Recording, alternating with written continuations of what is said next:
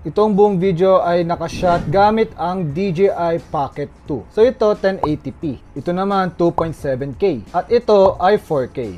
Ito yung external mic niya nakakabit sa t-shirt ko. So ito naman yung audio gamit yung kanyang built-in mic. Ang gusto dito may face tracking. Oh, makikita nyo, gumagalaw siya.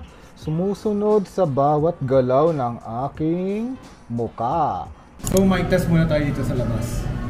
Mic test naman tayo na nandito yung mic. Wide lens on, wide lens off. Ibang use talaga nito, panlinis ang lens. May iba pang use to, guys. Pang blush on. Mic test na naglalakad na walang mic. Mic test naglalakad ng may mic.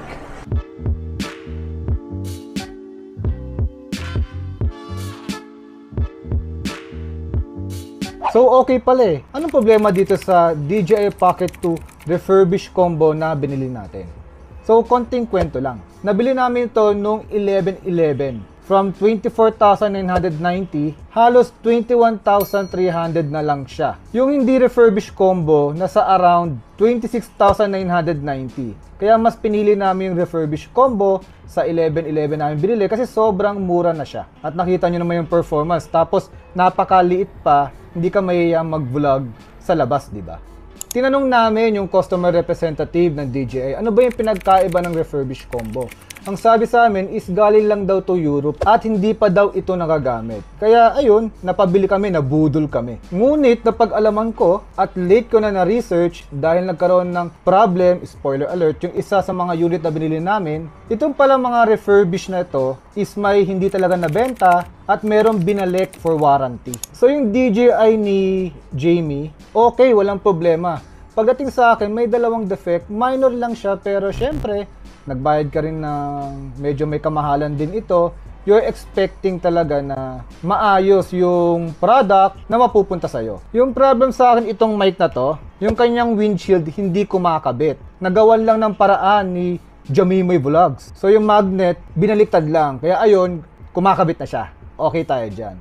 Yung isa naman, yung sa case ko, yung lagayan ng wide lens, ito siya guys, oh, yan. Hindi kumakabit yung magnet, kaya tuwing ilalagay ko siya, nawawala agad. So, tinanong namin kung pwedeng for replacement kasi gusto namin talaga itong vlogging camera nito dahil maliit lang at maganda naman yung quality. Kita nyo naman dito, di ba?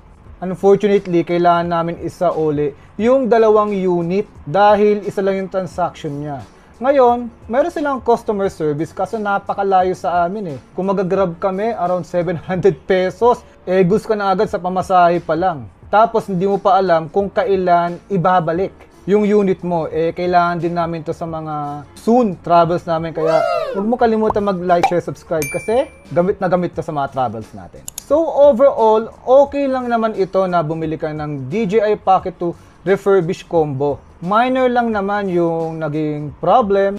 Pero just be ready na ma-hassle ka din. Katulad ko nun, nainis ako. At tsambahan lang naman ito dahil yung DJI Pocket 2 ni Jamimoy Vlogs, wala namang problema.